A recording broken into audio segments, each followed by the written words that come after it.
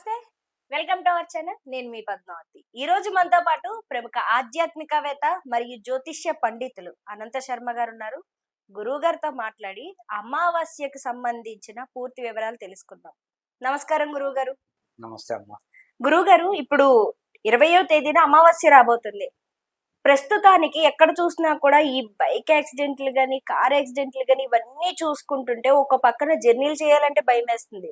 ఇంకో పక్కన ఇప్పుడు వచ్చే అమావాస్యకి మరి ముఖ్యంగా ఎక్కువ ప్రాధాన్యత ఇవ్వాలి. దాని వల్ల చాలా రకాల మనం చెప్పుకోలేము కానీ బయటకు చెప్పకూడదు, అలాగని జనాల్ని భయపెట్టకూడదు. కానీ ఎన్నో విపత్తులు జరిగే అవకాశం కనిపిస్తుంది, సంభవం అవుతాయి అని చెప్తున్నారు. మరి ఇది ఎంతవరకు వాస్తవం, ఎలాంటి ప్రభావితం కలగబోతుంది అంటారు అసలు ఈ అమావాస్య? అమ్మా, నువ్వు అడిగిన ప్రశ్న ఎంతో బ్రహ్మాండమైన ప్రశ్న అడుగు. దేశకాల పరిస్థితులు బట్టి ఈ ఎందుకయ్యా ఇలాంటి విపత్తులు వస్తున్నాయి?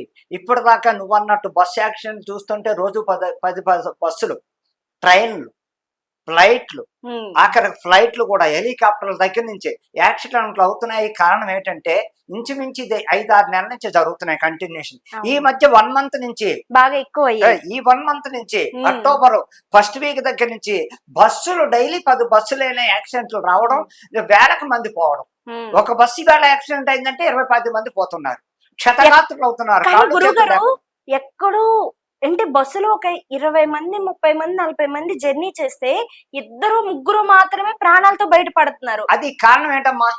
అది ప్రభుత్వం కూడా తప్పుంది. ఏ రకంగా అంటావు ఏంటి? ఒక బస్సు 60, 30, 40 మంది సీట్లు ఉంటే 100 మందిని ఎలా ఎక్కించుకుంటున్నాం? ఏంటి 100 మంది ఎక్కుతారా?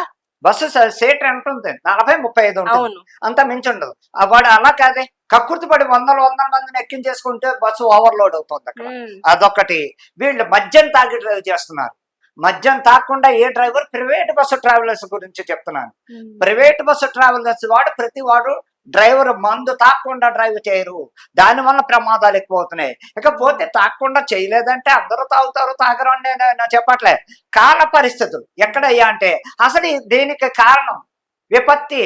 ఇది ఎందుకు వస్తుంది, ఏ రకంగా వస్తున్నాయి, దేశకాల పరిస్థితులు ఎందుకంటే సడన్ గా తల్లకిందులు అయిపోయి అంటే కారణం అమ్మా, దేశానికి అరిష్టం షష్టగ్రహ కూటం మీనరాశిలో షష్టగ్రహ కూటం నడుస్తోంది. రాహుకేతుల ప్రభావం భయంకరంగా నడుస్తుంది. ప్రపంచవ్యాప్తంగా కుజస్తంభం ఒకటి నడుస్తోంది. అలాగే ఈ మధ్యకాలంలో కొన్ని గ్రహాలు కొన్ని రాశుల్లోంచి కొన్ని రాశుల్లోకి జంప్ అయ్యాయి. ఆ జంప్ అవడంలో కూడా నష్టాలు ఉన్నాయి. దీని ప్రభావం రేపు రాబోయే నవంబర్ 20వ తారీఖు అమావాస్య నుంచి ఇంకా మహాప్రళయాలు సృష్టిస్తుంది. దేశం హల్లకొల్లాలం, సముద్రాలు పొంగడం, సునామీలు, భూకంపాలు, విపరీతమైన జన నష్టం. యాత్రలకు వెళ్ళిన వాళ్ళు తిరిగి రారు, ఉత్తరాది యాత్రలకు వెళ్ళిన వాళ్ళు తిరిగి రారు. 100 మంది అయితే 50 మంది వస్తారు. అది జనాన్ని అర్థం చేసుకోండి. మీరు చక్కగా ఇప్పుడు వెళ్ళే పరిస్థితి కాదు. దేశం చూస్తే అల్లకొల్లాలం అవుతుంది. ఎక్కడ చూసినా భయంకరమైన యాక్సిడెంట్లు అవుతున్నాయి. తిరిగి యాత్రలు కడతా ఉంటే కొండ చర్యలు విరిగిపడుతున్నాయి. ఎక్కడికి వెళ్ళాలన్న భయంగా ఉందని ముందు ఆలోచన చూసుకుని యాత్రలకు బయలుదేరండి. తొందరపడి యాత్రలకు వెళ్ళొద్దని నేను మరీ హెచ్చరిస్తున్నాను. ఎందుకంటే అమ్మా, ఏ కారణం ఎవరిది తప్పు కాదు. ఇప్పుడు నువ్వు దైవాన్ని నమ్మి నువ్వు దైవం కోసం పెడుతున్నావు, ఆ దైవం మన కాపాడలే. ఎందుకని?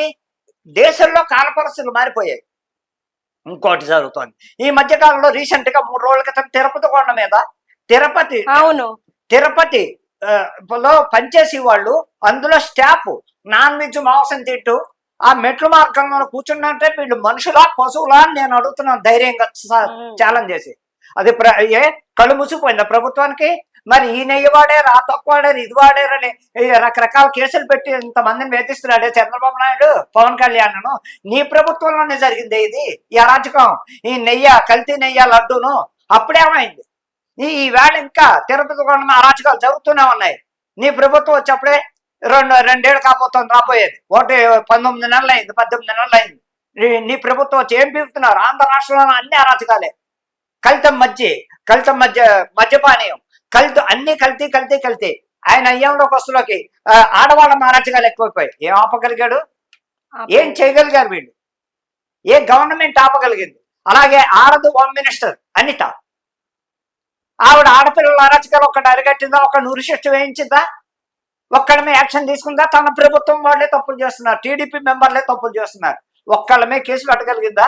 అదే వైసీపీ లీడర్ ఎవరైనా ఇంత తప్పు చేస్తే వాళ్ళని ఇమ్మీడియట్లీ 24 గంటలు అరెస్ట్ చేయించి ఇళ్ల మీద దాడి చేయించి కారులు తగలపెట్టి ఇళ్ళు తగలపెట్టి ఇళ్లలో ఆడవాళ్ళని కూడా హింసించి అరాచకం సృష్టిస్తుంది. తను ఆడదు కదా. Home minister, Andhra Pradesh home minister Anitha గురించి నేను చెప్తున్నాను. తన ఆడవాళ్ళని ఒక్కడిని కాపాడిందా, కాపాడగలిగిందా?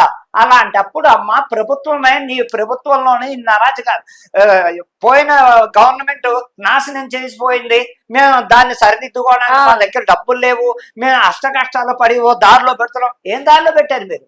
ఏంటి ఇన్ని నెలల 2 ఏళ్ళు పడుతుందా దారిలో గాడిలో పెట్టడానికి? ఏం చేశారు మీరు వచ్చి? ఎవరికి పెన్షన్లు ఇచ్చారు? ఒక 10 మందికి ఫోటో చూపించి తీసుకుని మిగతా వాళ్ళందరూ మీరు నెత్తిమీ చేయట్టారే, మేము అందరికీ పెన్షన్లు ఇచ్చేస్తున్నాం, ఇది ఇస్తున్నాం, అది ఇస్తున్నాం. ఏమి ఇచ్చారు చూపించండి. ఇవాళ ప్రైవేట్ కాలేజీలే లెక్క. జగన్మోహన్ రెడ్డి గారు పెట్టిన కాలేజీలు నువ్వు ప్రైవేట్ పరం చేయడానికి సిద్ధపడ్డావే, ఇవి అది ఎంత అరాచకం?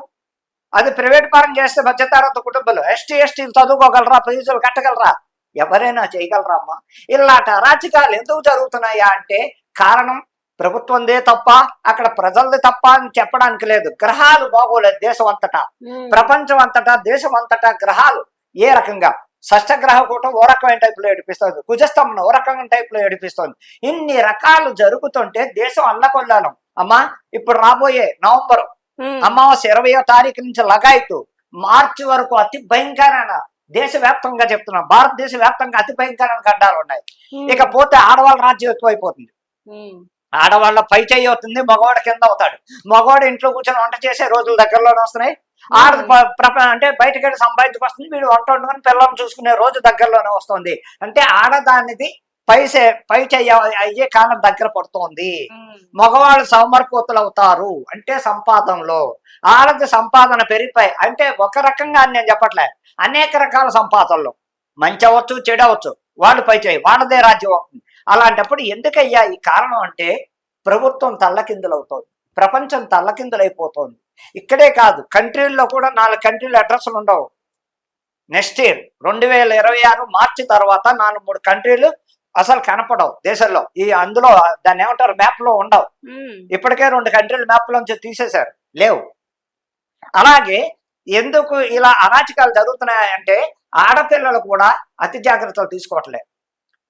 ఇంకోటి చూడమ్మా, నువ్వు ఆటో ఎక్కడం మంచిదా, లేకపోతే 4 వీలర్ బుక్ చేసుకోవడం బెస్టా? 2 వీలర్ ఎందుకు బుక్ చేసుకోవాలి? ఒక ఆడపిల్ల అయ్యండి 2 వీలర్లో ఎందుకు జర్నీ చేయాలి? నీ నెంబర్ వాడికి వెళ్ళదా?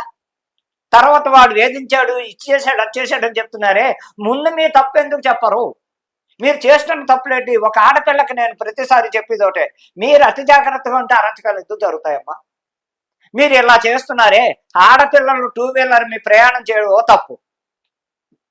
మీరు బుక్ చేసుకోవడం, ఆటోలు లేవా? ఆటో అదే రేటు వస్తుంది కదా, ఎంత తేడా మీకు?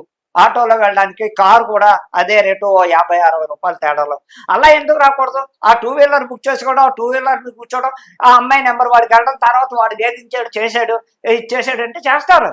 అది మీలో మీ నట్ట కూడా మీరు మార్చుకోండి. ఎంతసేపు మొగాళ్ళు అంటాం, మొగాడు అలా చేశాడు, ఇలా చేశాడు. మీలో కూడా ప్రవర్తన మార్చుకోండి. దేశకాల పరిస్థితులు మారకపోతే నేను ఛాలెంజ్ చేస్తానని చెప్తాను.